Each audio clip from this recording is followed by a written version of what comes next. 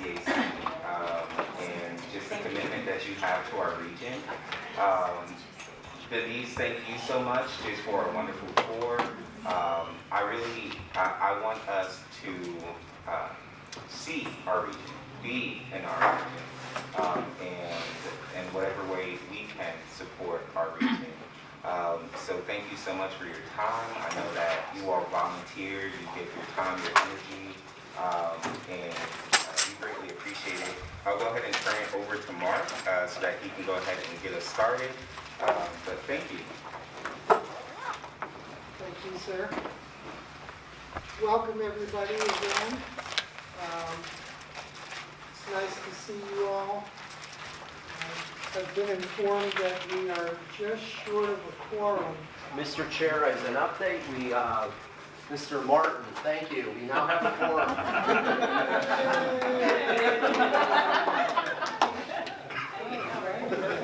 You're welcome, Mr. Chairman. There'll be a lovely gift under your seat. Give the star. We'll take the boot off your car. Okay, so call this meeting to order officially. And our next item is approval or modification of the agenda. So if there are any additional items that anybody would like to discuss under the old new business, to carve out a space for in the course of our proceedings today. See any? Hear any? Okay, going once, twice. I would approve the agenda. Okay, one moment. I would like to submit an item of my own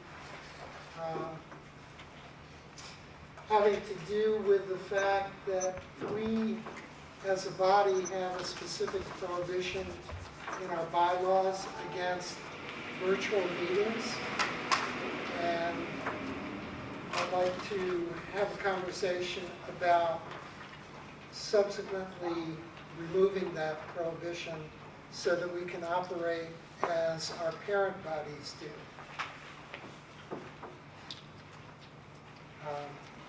Is there any objection to adding that on? Okay, hearing none, then we will take that up after the listed items have been dealt with. Mr. Chairman, just at this point on the agenda, I would like to submit for the CAC's consideration another modification. Yes, sir. With our apologies, our staff representatives who were very excited to present to you their Ask HR Green Environmental Education program today woke up ill this morning, and we collectively made a decision it would be best for them to remain home for everybody's health and safety. So with our apologies, sir, we would request that item number 6 be removed today. That would allow us to focus in on the regional character study item. Mr. Chairman, the item that you just added related to virtual meetings. And then if time permits, we are prepared to give an update on other major regional initiatives if needed. So, okay? Hearing no, is there any objection to what has been proposed? Okay, hearing none, then we will proceed as stated. So this is the point for your motion. Make a motion, we approve the agenda as modified. Second? Second. Thank you. All in favor? Aye. Opposed? Okay, good to go. That would bring us to public comments.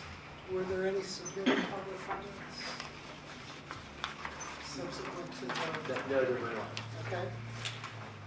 Is there anybody present today who would like to make public comment before the body? Appear not to be. All right.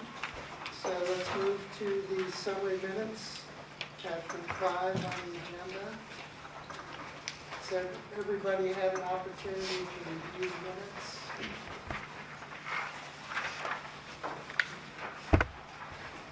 If everybody is satisfied that the last minutes, these would be from the meeting of February 9th. If everybody is satisfied that the minutes are true to what was discussed and the business conducted at that meeting, I will entertain a motion to approve. So moved. Okay, second? Second. Thank you. All in favor? Aye. Any opposed? Since I wasn't here. And so you will abstain? Yes. That's fair. Okay, so the minutes are approved. with one abstention. Okay, so that brings us to item number 7, Regional Connector Study.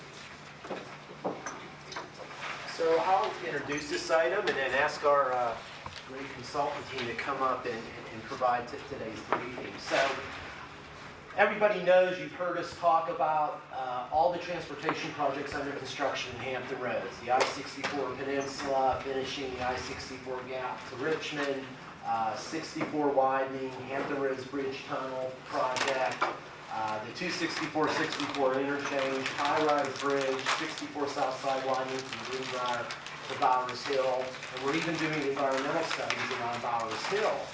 So we're really excited about those projects that are under construction or have been completed. So what today's presentation is about is what comes next, and how do we continue to think about efficient ways to connect the south side and the peninsula together cohesively. So Lorna Parkins is our project manager for our regional connector study. You've heard Lorna before. Her colleague Lori Sharp, who is managing the public involvement process from PRR, is with us today. Mr. Chairman and CAC members, they're here to give you an update, and it's getting to be an exciting time for this project now because we're getting to the point where Lorna can see the light at the end of the tunnel, I think, that we're really starting to get down to some ideas and getting to a position where this is going to start bringing some policy direction together as we head into the summer. So Lorna, probably, if I may recommend, probably so that we can have you on camera good, and this will advance your slideshow, and we'll let you, right over here, we'll start up there and we'll adjust as we need to. Okay, that sounds good. I don't want anyone to have to crane their neck too much. So I don't want to block the slides either. So if I stood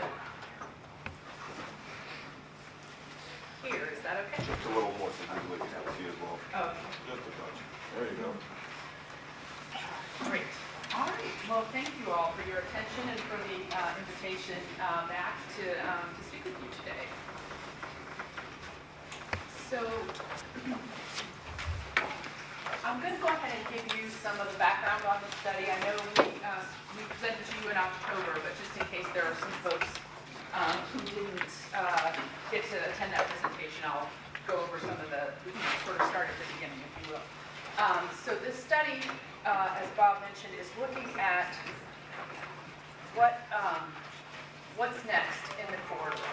We have these segments that you see on the map here that are the potential improvements that were not selected in the environmental impact study that resulted in the project that's underway now to expand the Hampton Roads Bridge Tunnel.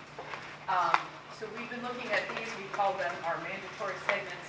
I think I mentioned to you in October, one of the things that we have done is acknowledge the advancement of the Bowers Hill project, and so segment 1B that you see there has kind of moved on in status to a project that is anticipated to be funded and moving forward in our baseline. So we are continuing to study segments 1A, 2, 3, 4, and 5 that you see. The project is sponsored by the TPO. It's being led by the consultant team led by Michael Baker and funded by HRTPO. And then also, as Bob just noted, The HRTPO funds throughout the region are really funding significant improvements all throughout the region. So this is an update from last August of that full picture of projects, and this does include our study,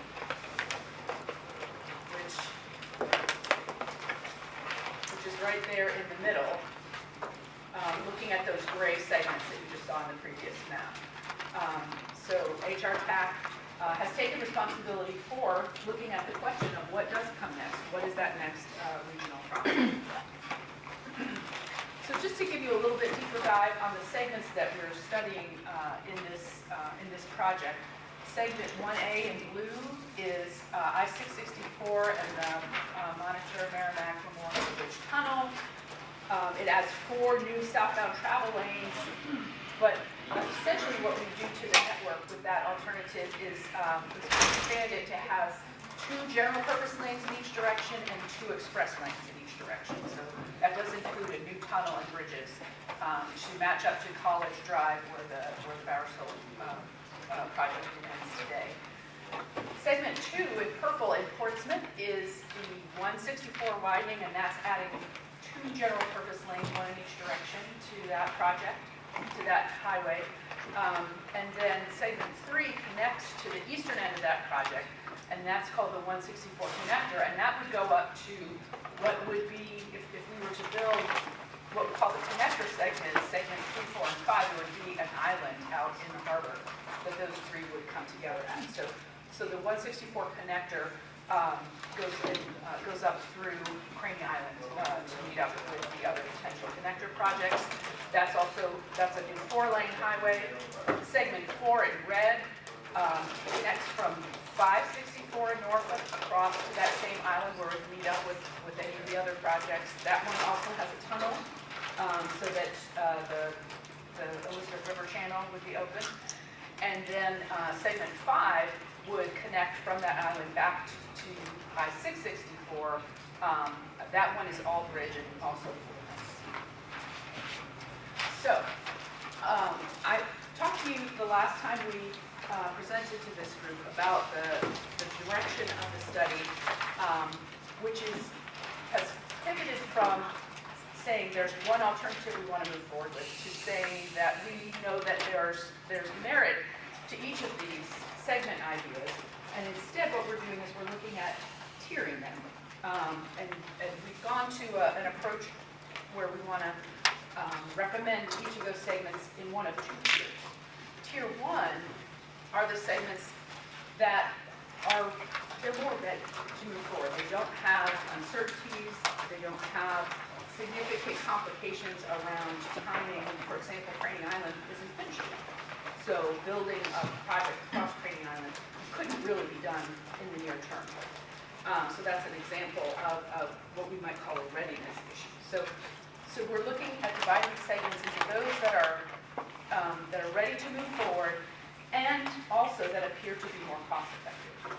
Those are our tier 1 recommendations, and those would be recommended to HRTPO to evaluate in the 2050 long-range transportation plan for funding. The other segments that require further refinement, they have hurdles to advancing those, we'll recommend as tier 2. And those would still be included in the unfunded portion of the long-range plan, the vision plan, which allows you to pick up and study further at the appropriate time. But we would not recommend them for evaluation. So that's really what the outcome of our study is. But along with that, we're adding a lot of insight about what are the updates to these segments, what are the cost considerations, a lot more information and up-to-date information than what you have from the end of the prior EIS study. So that's an important part of what we're delivering as well. So the way that we are doing the evaluation is a combination of qualitative factors and quantitative factors. The qualitative factors include readiness, as I was just discussing, and then also we've looked at permitting issues. Without a final design or an advanced design, you can't really quantify things like wetlands and endangered species, but you can look at what is out there and take stock of what issues are going to come up for the permitting of any of these segments. So that's what we're doing on the qualitative side. On the quantitative side, we're updating the segments and to a point where we can do a more refined cost estimate for each one, taking into account constructability issues that we know are concerns, like creating some security considerations around Naval Station Norfolk, for example, making sure that there would be walls and things that would add to the cost in light of those kinds of considerations that our stakeholders have brought to our attention during this study. So a big part of the quantitative evaluation is that updated cost estimate, and then we're comparing that to the benefits of the congestion reduction that we would get by building these facilities, and also the economic benefits that would result to the region from having those travel time savings and reliability improvements from each of these segments. So that's the basis of our methodology. And let me just kind of walk you through the results. So what we found when we did this analysis is that two segments really scored a lot better on both the qualitative and the quantitative evaluation factors that we looked at. And those segments are segment 1A, which is the 664 widening, and also segment 2, which is the Virginia 164 widening. So those two existing facilities, they scored high on the quantitative evaluation measures. So, and I will say, once the I-664 widening, that's a very costly project, but the congestion benefits are also very significant. And so we found that to rate well. And then the Virginia 164 widening is at the other end of the spectrum. That's a much smaller project. It doesn't have a high price tag, but it does bring value in terms of congestion benefits. So those did well on cost effectiveness. We also found that the 664 widening did very well on readiness. An important example in that project is that that would complete the region's managed lane network. So that was one of the things that we took into account in scoring that project. And also, being an existing facility, it's not as complicated to move forward as some of these that would be entirely new lines. On the qualitative side, looking at the permitting issues, there are some concerns with that project. It does go through environmental justice communities, for example, and there would be some direct but mostly indirect impacts to those, potentially to those communities. And so that's something we're going to talk about later. So that only gets a medium rating on the qualitative factors. And then in Portsmouth, the 164 widening didn't do as well as 664 on readiness, but it did do well on piece of permitting. Noting, however, that that project also does go through environmental justice communities, and that's one of the things that we're really focusing on in our engagement process, to understand the benefits the project would bring, the burdens that it would place on the community, and how to balance those two. But given that these two segments scored much better than the others, these are the ones that we're recommending to move forward in Tier 1. So again, what we're saying is, let's hand this off to HRTPO to include in their their regional planning process, and consider them along with all our proposals for funding in the long-range plan. So the other three projects, which, as I sort of lumped up together as the connector projects, they all have that in their name, they didn't do as well on the quantitative evaluation. These are all costly projects. They're new location. There are bridges and tunnels in each of them. And there are significant, what we call constructability considerations as well. Both the 164 connector and the I-564 connector, for example, are adjacent to naval facilities. In the case of the segment 3, we're talking about the fuel depot that's at the south end of Craney Island. In the case of segment 4, we're talking about Naval Station Norfolk itself. And there are a lot of concerns about protecting security, not putting new lines of sight into military facilities. And also, the way we do the construction near Naval Station Norfolk, as we're learning with Hampton Roads Bridge Tunnel, is complicated. They actually have to do a lot of security clearance of anyone who's working within a certain distance. There's just a lot of considerations that add to the cost and the time of a project like that.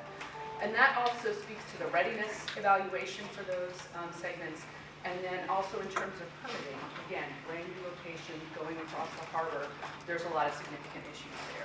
So these projects are being recommended for THG. So those were the recommendations of our steering committee and working group. And we took those draft recommendations out to the public in a set of pop-up meetings and open houses that we had in February. So these are the locations where we held the meetings. Between the pop-ups and the public meetings, we covered all 7 jurisdictions that are involved in the study, but we held the meetings at the jurisdictions where the actual improvements are located. And we had very interested and engaged set of citizens, not big numbers, but considering that this is a very long-range plan, it was great to see the folks, everything from ODU students to Civic League members coming out. And we also took that information from the public meeting and put it on our website and continued with an online open house for several more weeks. And just to summarize some of what we heard for you, we asked for general comments, and then we had a particular exercise for each segment asking people to help us understand what do they see as the benefits of the project, the burdens of the project, and ideas to balance the two.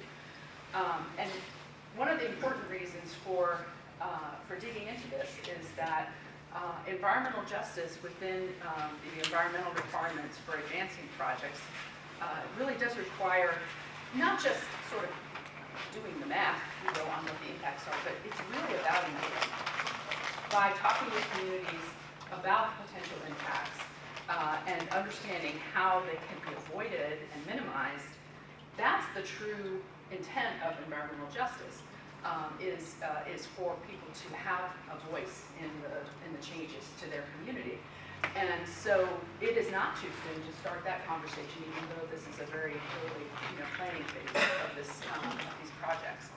So what I've done here is summarized, sort of across the segments, what we heard. But a lot of the community impact issues, of course, focus on the places where you're widening an existing road, like the peninsula, the Newport-Hampton and Newport News area of along I-664, and of course the Portsmouth neighborhoods along Virginia 164. So in terms of benefits, people were glad to see that they were advancing additional improvements from prior studies, looking at how to improve congestion and remove bottlenecks, improve commute times. People saw the potential for improved pedestrian and bicyclist safety. In the Norfolk meeting, we heard from people who were really interested in having projects that would make conditions along Hampton Boulevard better, whether it's removing trucks or making it safer for pedestrians and bicyclists, reduce truck traffic, and environmental and also economic benefits were among the things that our participants brought to light. And then we talk about the potential burdens of the projects, the impacts or the costs. Of course, the costs and how they would be paid for was a concern. It's interesting, people identified increased development kind of in all 3 columns at different times. So some people see that as positive, some people see that as a negative impact, and some people see that as something that helps even out the impacts over time. Of course, the environmental impacts, things like runoff and drainage issues were brought to light. The potential community impacts. There aren't a lot of displacements associated with this, but there are some community facilities on the peninsula that, that the road would be getting right up against. And then along the 164 corridor, what we see is that there's neighborhoods with noise walls, and those noise walls would just, they wouldn't take those properties, but the noise walls would have to be a little closer to those homes. So those were the kind of the community impacts that we were showing people in the detailed drawings we had of the segments. And then, a big concern is the construction impacts. Those are temporary, but they can be very disruptive. And that was something we talked a lot about. And then the tolling. aspect, of course, is something that some folks are concerned about. So for me, the exciting part of the engagement is thinking of ways to balance the benefits and the burdens, and we've got some interesting ideas. We had a lot of folks who came out who really wanted to talk about transit and alternative modes of transportation, so that was interesting. People were talking about just making sure that any of the impacts, like any displacements, would involve fair compensation, and also how to address the burden of the tolls through different strategies on that front. Wanting to make sure that we address whatever environmental impacts would occur. I think an interesting thought is if the construction impacts are disruptive and very negative for the community, perhaps there's a way to spend a little bit more money but accelerate the construction, so that's a way of minimizing those impacts. So I think in the case of the 164 corridor in particular, that's an interesting idea that really could help with the balancing for environmental justice.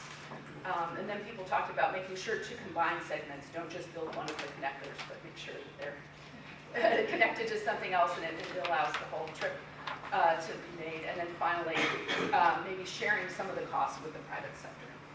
So, Laura, was the military in any of those meetings to share their concerns? I know you mentioned yes, they were there. they did. Talk about the impacts of it. Exactly, and one of the things that is really important for them is that fuel depot, and so we actually did move that alignment during our study to go further around that. It puts it through the Portsmouth landfill, however, in order to do that. So these are difficult trade-offs. But again, that's why the readiness score for 164 connectors is not a good rating. Just to say that the military, some representatives did come out to the Norfolk meeting. That was the one that I saw them at. Okay. Yeah, they came out to that one too and had some comments, I think, that we captured in the summary. And Lori, was there anything else that we heard that you would add to this kind of matrix? Or the Norfolk really wants the trucks off Hampton Boulevard. That was what I think that was kind of like our tagline after the end of that meeting was that was a big concern.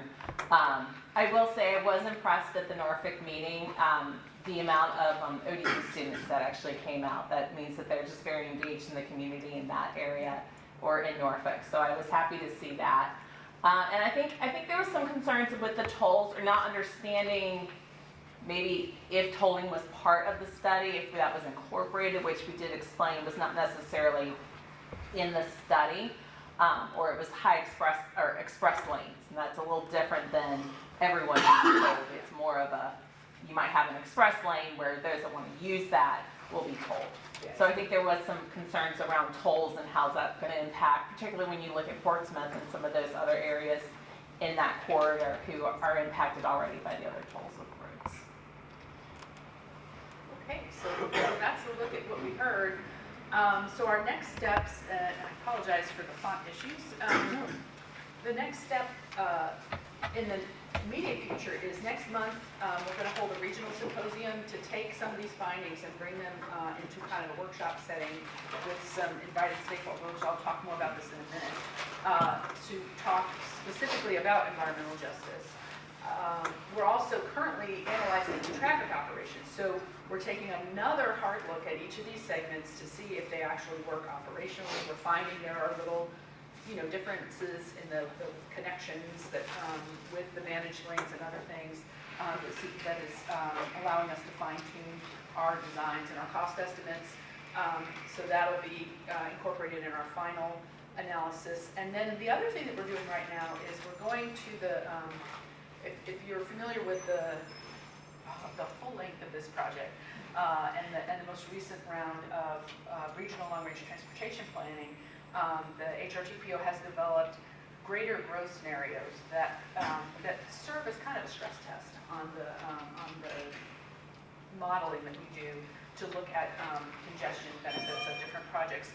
So what these scenarios have is higher growth assumptions in the region, and there's 3 different scenarios of different ways that could play out in the region, and also some different assumptions about like future transportation technology. And so we're running the tier 1 and tier 2 segments through the scenarios to see if that adds any more insight to our recommendations. And then finally documenting everything. And so we will have another round of public engagement sometime this summer before we close out the project in the fall. And as I mentioned, the next step is this regional symposium. We're looking at, I think the scales are tipping towards May 25th in the morning. We'll have roundtable discussions to talk about the project benefits, burdens, how to balance those, so that our documentation carries all of that information, input, and insight forward to whomever would next pick up any of these segments for further study and advancement. And so we're going to invite some representatives who are focused on environmental justice impacts, and we're putting that list together. So one of the things I would be delighted to hear from you today is if you have any ideas on groups or individuals to participate in that symposium, because we'll be getting those invitations out pretty soon. And that's just our contact information, so I'm ready for your questions. Lorna, can I give a Oh, yes, real quick, absolutely. Yeah. oh, hit the chair. Sorry. I did want to also just kind of add into the slide that you saw where the number of people that we had attend and some of the kind of the background on how we did the engagement.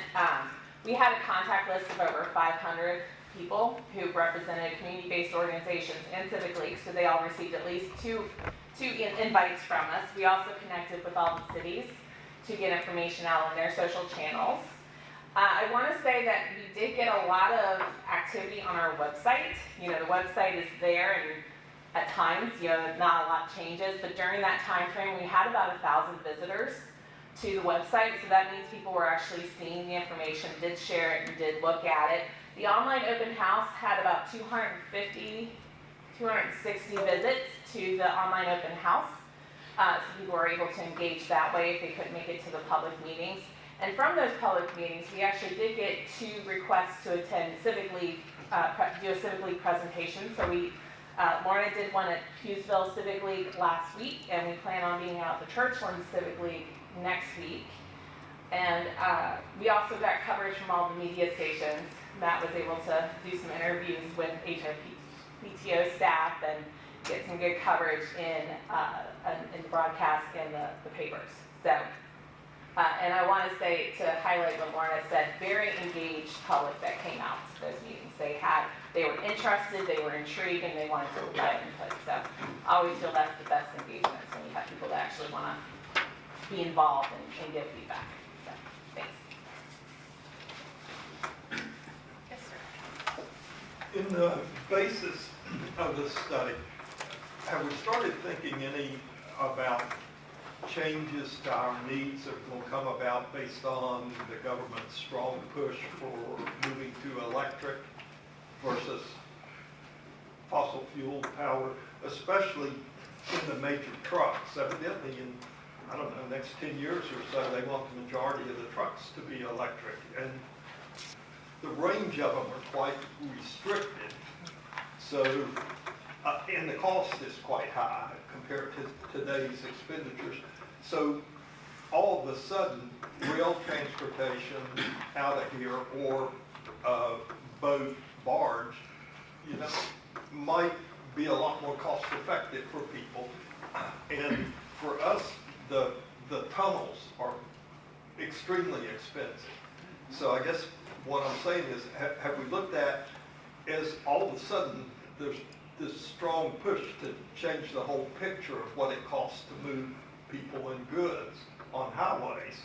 Are we looking at that there are alternatives? So one of the reasons for the scenarios is just what you're saying. And I can't say that we looked at that particular consideration because we're going out to 2045, and by then the thing that makes the cost effectiveness shift one way 5 years from now may be quite different.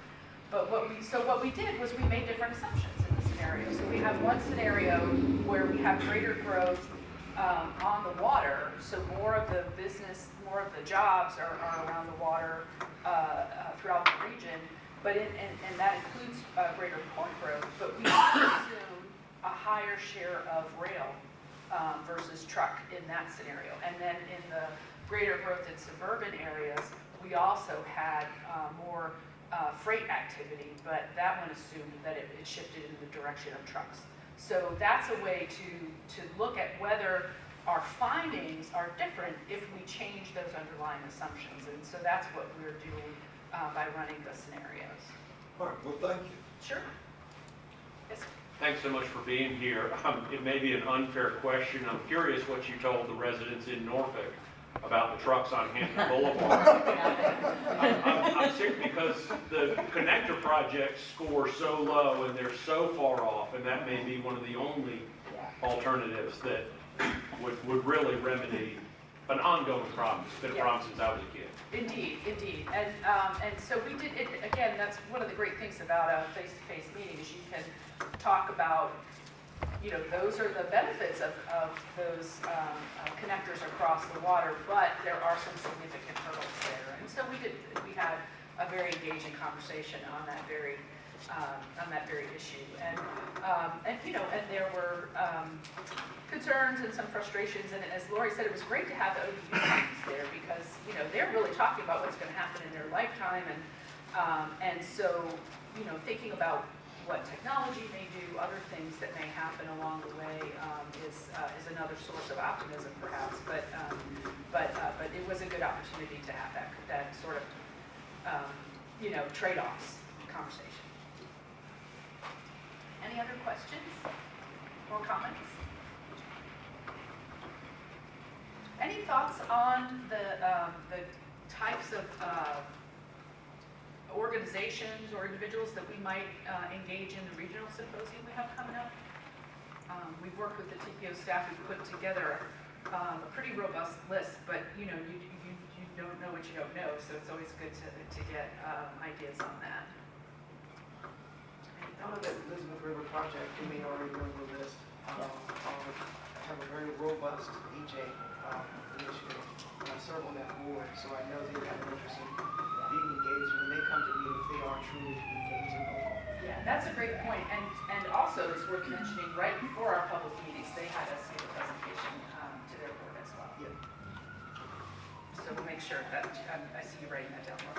Yes, Well, but for the CAC members, could we put up your first map that maybe shows Sure. all those alignments, which might help them I was think thinking that too, geographically? yeah. Because I think as Lorna gave you this briefing, there are, so for instance, 164, right? We need engagement there.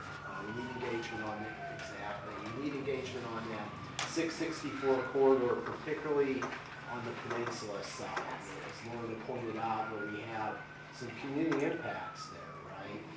And Lorna, it would be fair to say those are the type of, we need people from those areas in that symposium. Yes, great point, Bob. So that would be geographically, that's really where the helpful if you all have any ideas for us, that would be great. Have you all been in contact with the school districts within some of these areas? I see Lori nodding her head. We have shared some information within the school districts, but I don't know if they've actually been able to put out to public. I'm a former public school teacher in Chesapeake, and I know roads and tolling was an issue when you lived on one side and you worked in another Yes. area. Yep. And I know that's an issue for a lot of public educators across the various cities, but also with busing, and busing being a huge part of their budget as well. Thank you. Anyone else? Coast Guard? Coast Guard. They're, I'm trying to think, are they? You're right. They're on the committee, aren't they? I think they're part of the. So the one thing I do want to stress is, so Lorna and her team, with PRR and others, have been working with a steering committee and a technical committee throughout the course of this project.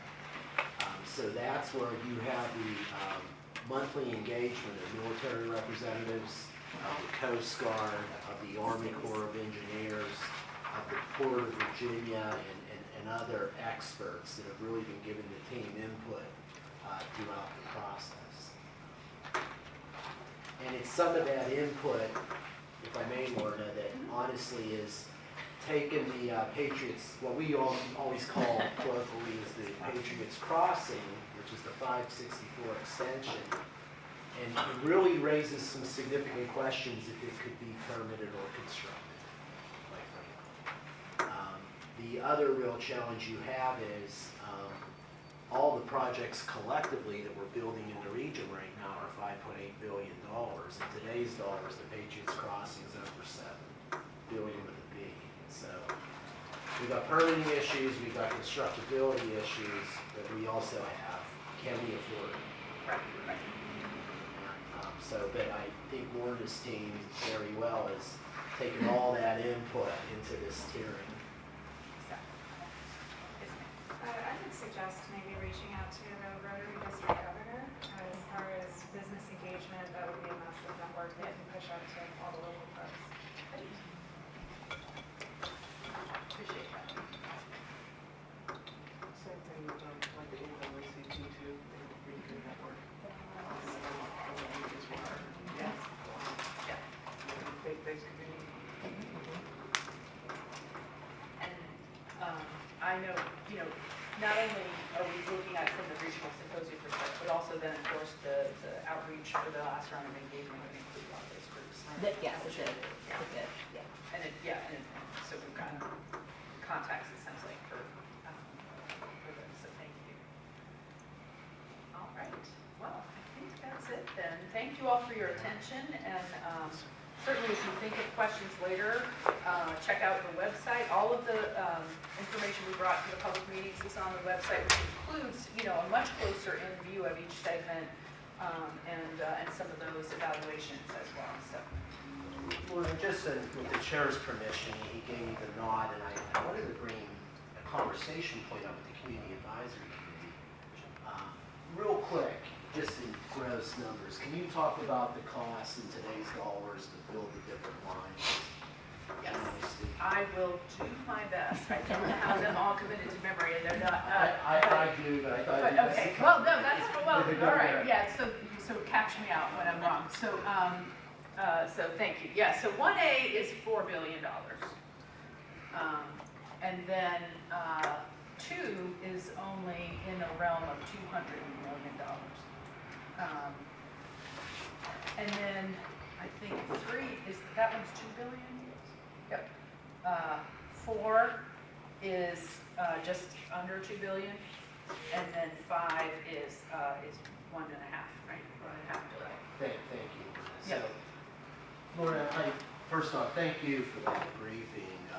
Any more questions for Laura on this? I did want to introduce another item for our CAC that came about, which I hope you certainly have any more questions for Laura. But thank you for setting the stage quickly there, Laura. So, as a CAC, we know that you're at your best when you're not reacting to things, but we proactively get you in front of conversations. So I'm going to introduce just the future if we could leave that map up, please. Oh, previous one. Yes. I'm going to introduce a conversation to just get you all thinking about it. I like that map board that I just had up there. To maybe get your initial input on and get you thinking about it. So you're all aware that the only way we are building roads in this region today is through local taxes that we're all paying, right? 93% of the $5.8 billion that's under construction is provided by your regional gas tax and your regional sales and use tax. You pay, when you go to the gasoline pump, an extra 2.8%. So for every dollar a gallon you're paying almost 3 pennies into the fund. And your sales and use tax right now is 0.7 of a penny on top of the other taxes. Okay. And altogether, that creates about $220 million a year that we're basically paying the mortgage on for the $5.8 billion we have under construction, right? We don't have enough money to pay for them all, but we're financing them through HRTPO. That's your I-64 Peninsula projects, that's your Hampton Roads Bridge Tunnel and 64 improvements. It was the 264, 64 interchange, high-rise bridge and 64 south side. So what I want to stress is those are financed out 10, 15, 20 years, depending on the project. So even though we're going to be driving and enjoying these, we're still going to be paying for them, right? So what Lauren has just outlined for you here is, if you do the quick math, right, we're in the billions with a B, and we're in a range of $4 to $8 billion of need in today's dollars, and we know what's happening. Eric, I think VDOT's using an escalation rate right now of about 12 to 13% is what's happening, right, with the cost of living. Mr. Chairman, this isn't something for the CAC to decide today, but this is the first I've introduced this at a public meeting, and I introduce it here because you're the group that comes up with ideas for direction. But, you know, there are some that submit that, well, first off, where are we going to find the money for these future projects is the question. I'll just give you a relative example. Last year, the federal government's mega project program, mega projects, so the biggest projects, the VITRA had $500 million available nationwide, right? Nationwide. Okay? You got $5.8 billion under construction, okay? Despite everything we try, and we partner, and Eric and the team from the district office are great partners, but when we go for statewide smart scale funding, right, if you bring home $200 million, you're lucky there's like $500 million available statewide that you compete for. So you can see where I'm going with this. One of the conversations we're going to need to have is, how do we pay for future needs? And we've asked the Michael Baker group to look at a small sample, right? We haven't talked about, you know, James River Bridge and all the growth starting to happen, and in our scenarios, that as you look in Isle of Wight, and you look at that Suffolk area and people crossing over the peninsula, we haven't talked about improvements on 17 down to the Williams Tract in Chesapeake.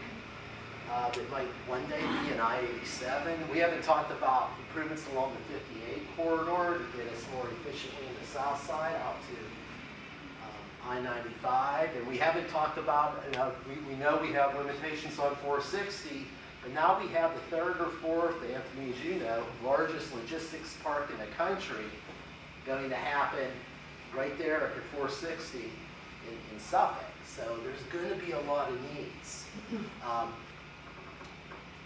There's always been some conversation, should we take the regional sales and use tax from 7/10 of a penny up to a full penny? And I'm not here to say whether we do that or not, but Mr. Chairman, I just wanted to plant this seed for conversation. I think you're going to start to see conversation over the next year to 2 years in that regard. And sir, I just wanted to introduce that for the, and you're the first place that we've done this, but I just wanted to give you that background and perspective that how we pay for these future needs is going to very much be a challenge. It's something that we should think about. Mr. Chairman, if you don't mind, I think we have a question. Yes, ma'am. Yeah, so I get the revenue generation aspect. So what are we doing to reduce costs in terms of labor costs? When we import labor, we have to pay not only their wages, but per diem and other expenses associated with working in a separate city that you live in. And also, what are we doing to look towards the EV taxes? Yes, so what you see with VDOT is that they're very, very much about, you know, trying to place Virginia product, Virginia labor first. VDOT, as we plan the projects and fund the projects, we turn those projects over to VDOT, and they are the construction managers.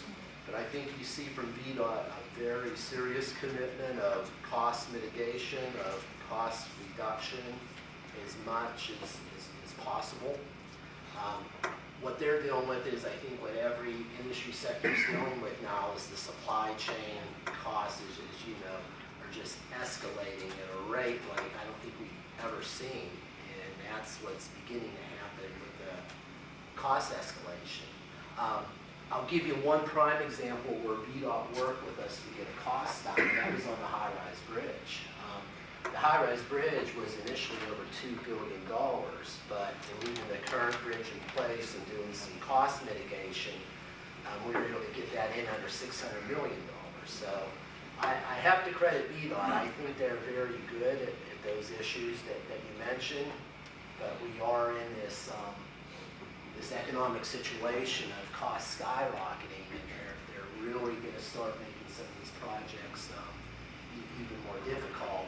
And the one thing I'll say too, and I really want to say this, as Lorna mentioned, we heard from the public, well, maybe public-private partnerships, or having the private sector pay. Let's be clear, that means tolls, right? Yeah. And I think we have to be clear on what that means, right? For the private sector to put money in, they need their return on investment out of that. And that's going to equate into tolls, and we just have to be very, very clear on the impacts that could have. So, Mr. Chairman, I just wanted to... I'm sorry, real quick. You talk about the funding sources for the projects that are currently under construction, sales and use tax and the gas tax, and you talk about that funding as a mortgage. How far out, how much of that money for how long is committed to the projects that we already have? So all that $5.8 billion is fully committed, fully committed. And at different rates on different projects, we're out 10, 15, 20 years. Okay. Okay. Now, one thing Kevin Page works and does an incredible job with is he is always refinancing. Just last month, he saved us $55 million, right? Back to your point of how do you keep refining? So it's just not a static funding model, right? He is working with his financial experts, and they are consolidating debt or moving it around and doing everything they can. Because, frankly, whichever of these other lines you do, you really got to get this 664 happening, right? Because nothing really functions unless you get that. I think that's what MBI's taught us through this process is, right? That's sort of your backbone. That's going to have to come first. So Kevin and HRTAC are looking at everything we can do, to be able to move improvements in that corridor. But having said that, finances are going to be a challenge for us moving forward, as they are for every region in the country. So, I give myself permission to make these points. Mr. Kish and Ms. Howard Spence both touched on a complicating factor in this equation.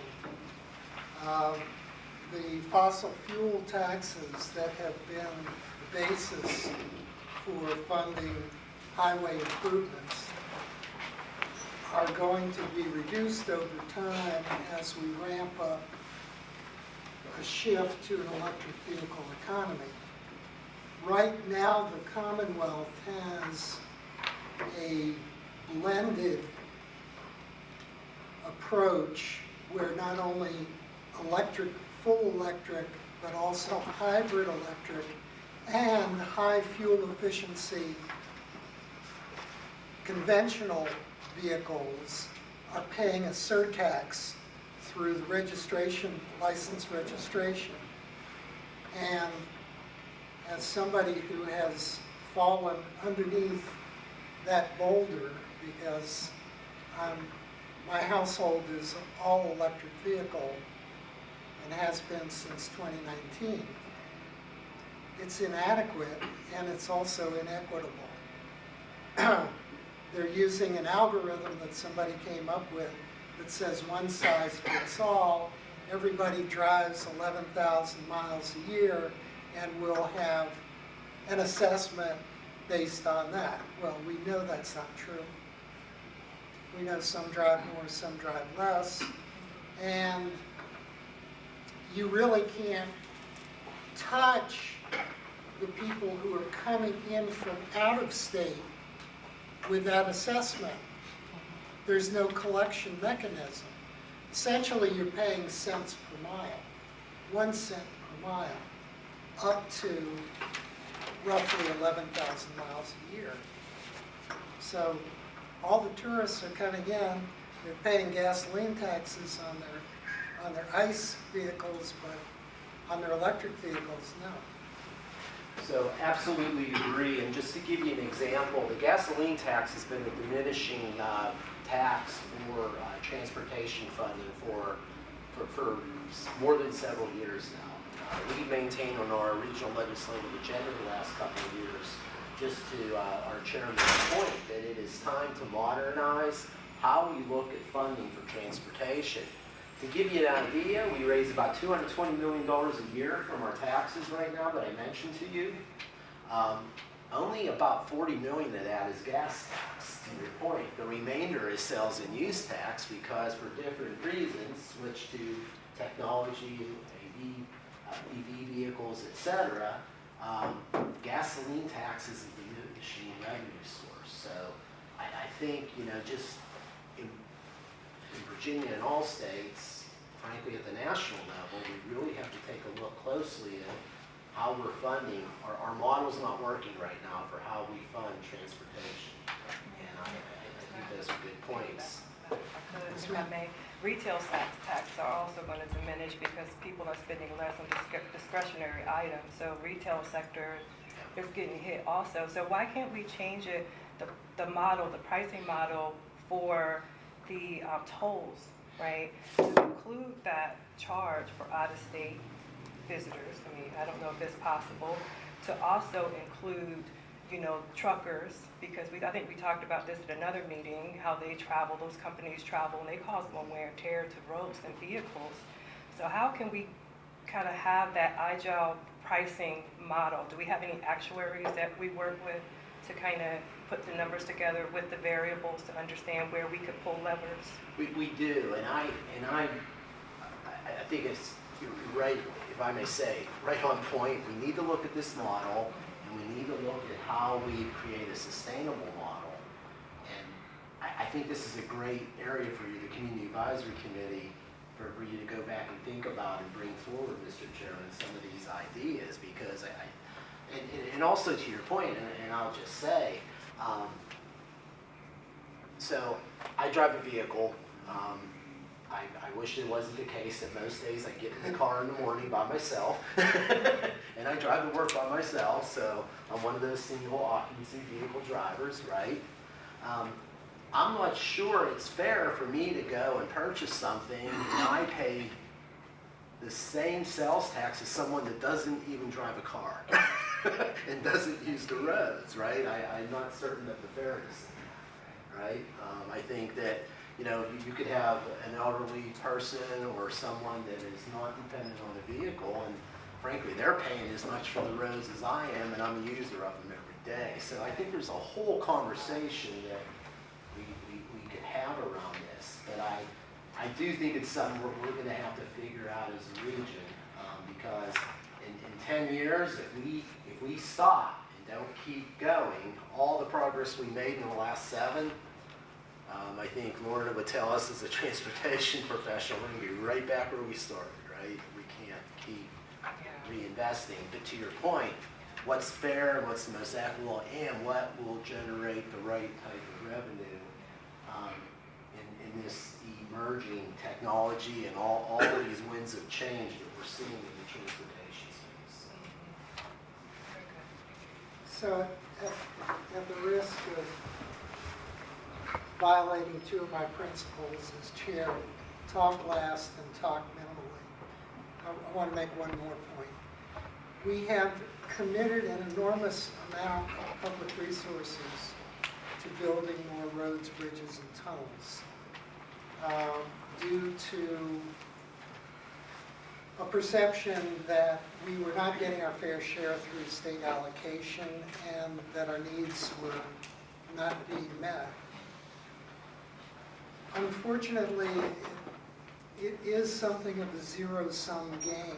When you prioritize transportation as your highest value in public funding, then you are shorting things like social services, education, and other governmental services. If we had put, say, $5.6 billion into modernizing schools across the region,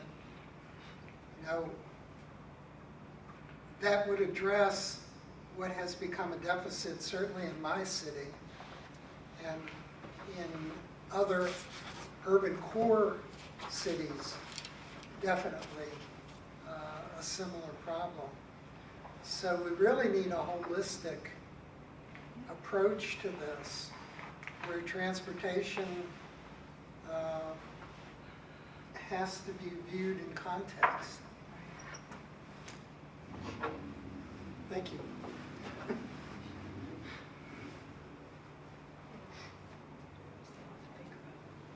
Any other comments? So, Mr. Chairman, I just wanted to maybe open the book on that conversation. I think we have folks with a very good perspective around things. And, because if that does start to come out, right, and when I'm at the General Assembly, I hear that conversation a lot. Should we take it from 7/10 of a penny to a penny, right? It comes up a lot.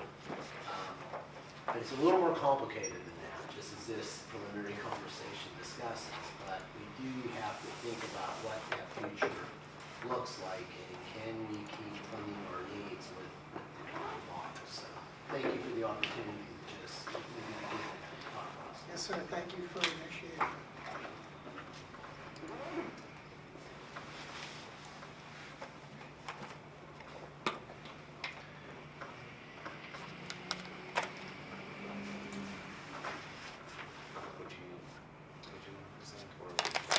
So if I may, Mr. Chairman, what we thought might be helpful, there's always good things happening in Hampton Roads, right?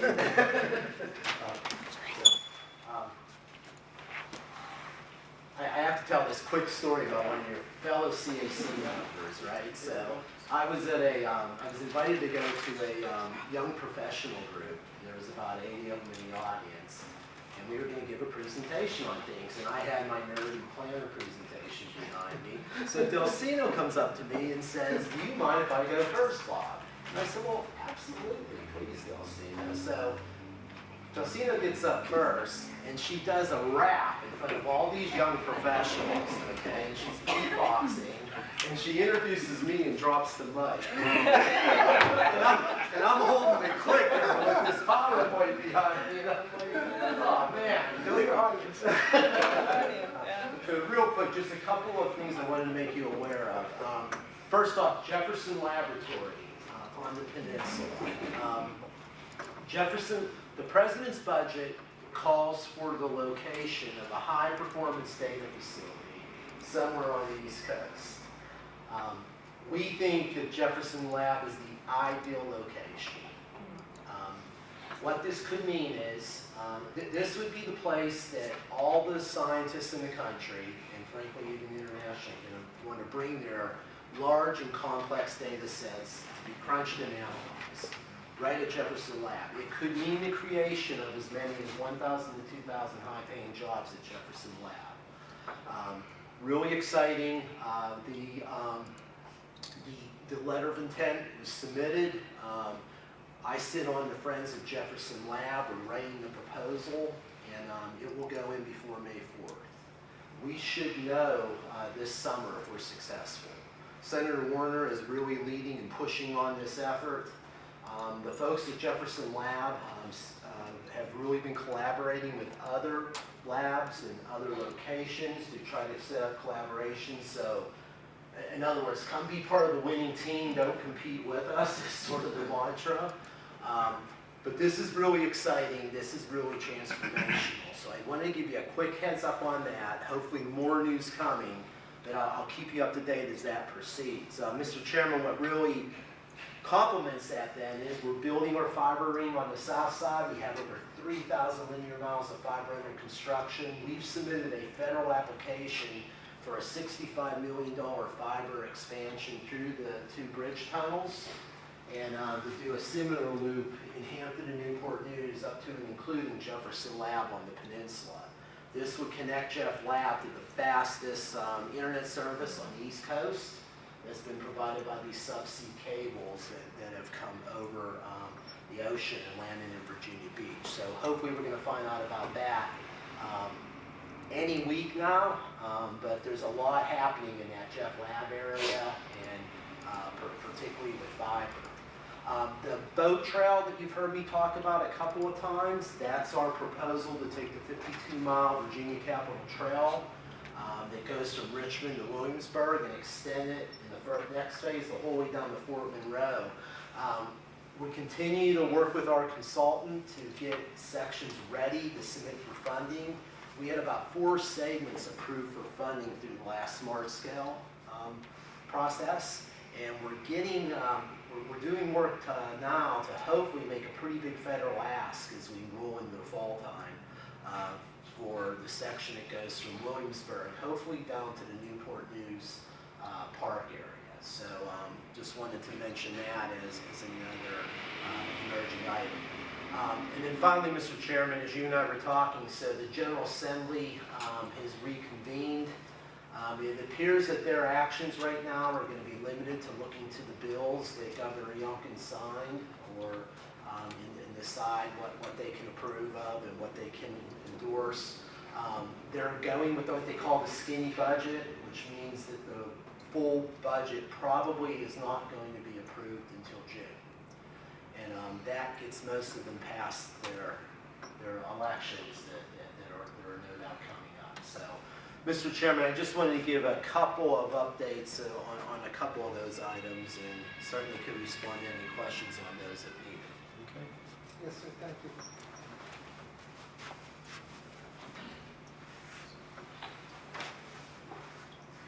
While he's Yeah. doing the sidebar, can you give us an update on what's happening in Reggie? Yeah, so thank you. So the biggest item on the resiliency of the General Assembly was whether or not the Commonwealth of Virginia should stay in the Regional Greenhouse Gas Initiative, or RGGI. RGGI is a program that if you're a company and you're going to have emissions, you buy credits, and the money you buy for those credits go into a regional, go into a fund that any state that joins the compact can use to bring money to their region for flood prevention purposes. What that means in real dollars in Virginia is about $350 million has been invested in things to stop or reduce flooding. And frankly, Hampton Roads is winning big time. We're getting about 70% of those funds. So it's a really good program for Hampton Roads. The debate right now is the General Assembly has said they want to stay in the program. The governor's office has proposed a withdrawal from RGGI. And the clash right now is whether or not the governor can do that as an administration, or whether it takes action from the General Assembly. And honestly, probably the legal system will probably decide that. So it's been through a big public comment period. Overwhelmingly, the people participating, including my Planning District Commission, have said, please stay in RGGI. The counter approach that's been offered by the administration is about $200 million in a loan program that you'd have to pay it back with interest. So right now we're just sort of monitoring that situation, Delcino, and thanks for, I forgot that one, but that's one of the It's policies. important to know that the benefits, the primary beneficiaries are those most vulnerable, not just in terms of flooding, but those who've been marginalized. Those communities have benefited from RGGI. Yes. So I don't think that's been communicated effectively. And let the powers that be recognize who's benefiting from it. Great point. Mr. Chairman, back to you. Thank you, sir. So, as I mentioned in the beginning, there's an item that has been on my hot button list for a while, and I have dragged you all into it on a couple of prior occasions, asking you to memorialize our parent bodies about generally changing the Freedom of Information Act provisions to make it easier for public bodies to have remote meetings or virtual meetings as the term has come into common use. We, in our bylaws, for some reason unknown to me, I was a late joiner. The founding generation had already served a couple of terms when I came on board, so I don't know what the rationale was when they wrote the original bylaws, but this has carried over to the ones that we're working under now. It specifically prohibits us from having any virtual meeting, any telephonic or video conference type of meeting.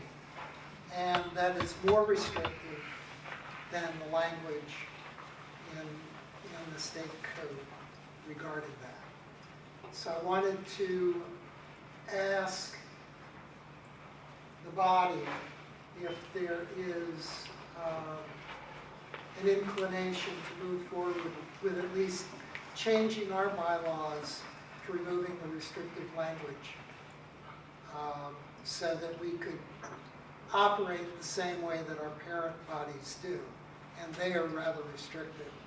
Mr. Crum, you can cast more light on Yes. the parameters that exist. So as everybody's probably aware, as public bodies, we couldn't meet virtually until COVID happened, right? So as the chairman said, when they wrote these bylaws going back when, there were no provisions in the Commonwealth of Virginia that you could meet virtually, and they wrote them as such. We carried, and our region was sort of on point at this at the General Assembly the last 2 years, to the General Assembly saying, please give us increased ability after COVID's done to meet virtually when it made sense. The main obstacle was, of course, the media representatives and lobbyists were not supportive of that. But at the end of last summer, come September, for the first time, public bodies were given that ability. So what you're allowed to do now as public bodies, and our PDC and TPO board just approved this in February, as public bodies, you have the ability to meet no more than twice a year virtually, right? But it can't be more than 25% of your total meetings for the year. Okay, so you do have that ability to write your bylaws as such. You also have the ability to be able to hold a total virtual meeting under times of, maybe you pick a winter month and you want to do it completely virtual, you do have that ability as well. Now, there are some other things that get a little more complicated. Those are called hybrid meetings. So Delcino, let's say that you would call us, if we adopted these rules, and you would call us up and say, Bob, I've got this going on, and the chairman would approve it, there would have to be a quorum present in this room for us to come as a public meeting, and then you could participate virtually. Now, the problem you're going to have is, obviously, we wouldn't be able to do that today in this setting, right?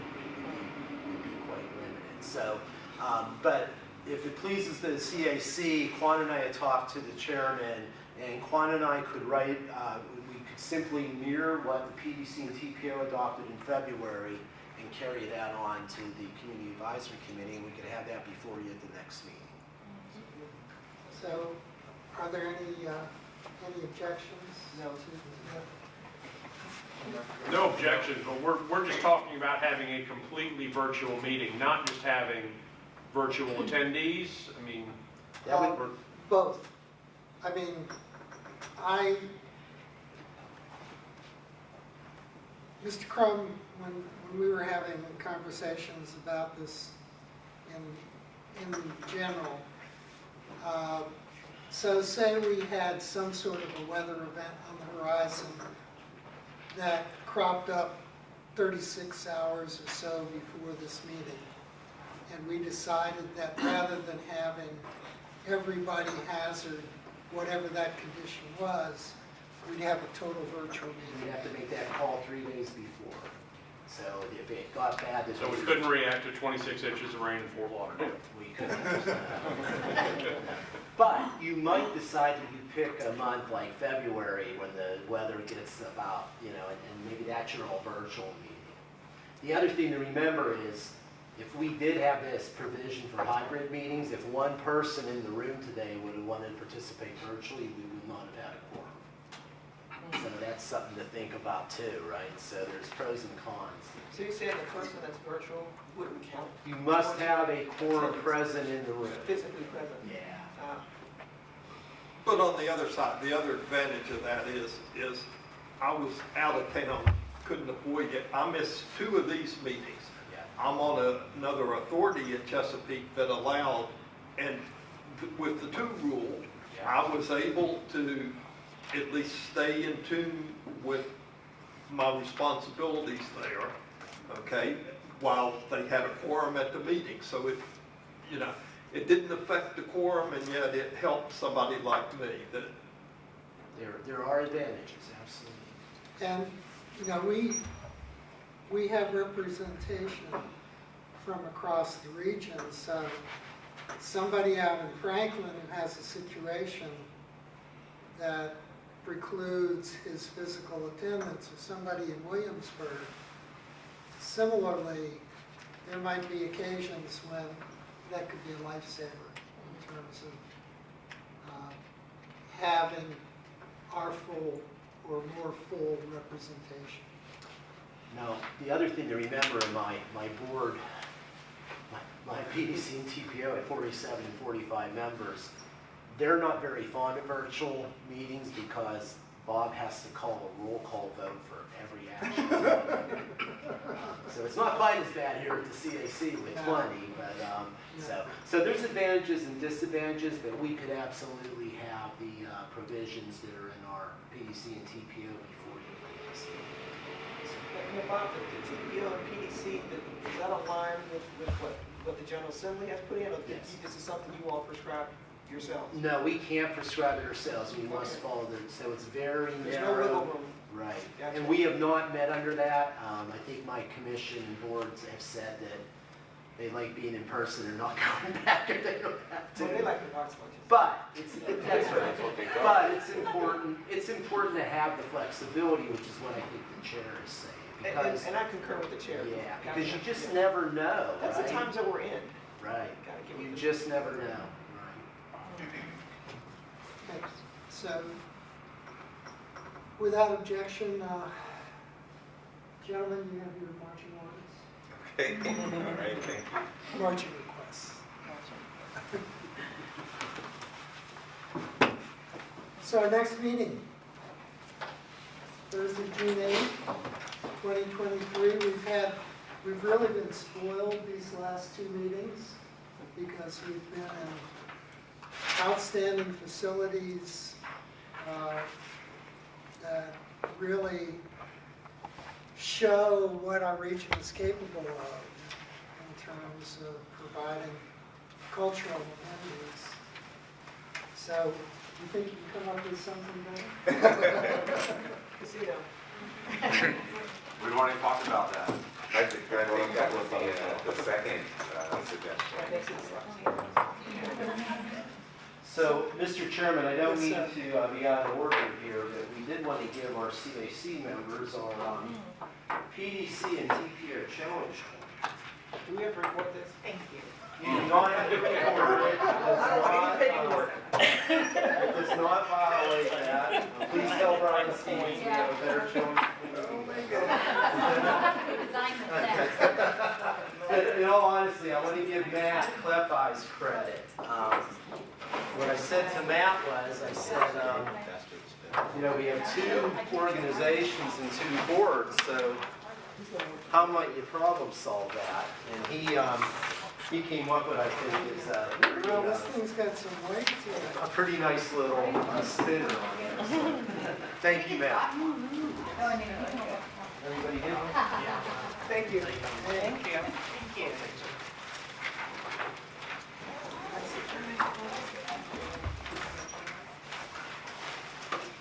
Okay. So, having concluded our agenda, any last minute old or new business? Nope. None? Motion to adjourn? So moved. No, second. Okay. Without objection? We are adjourned, and I hope to see you all soon.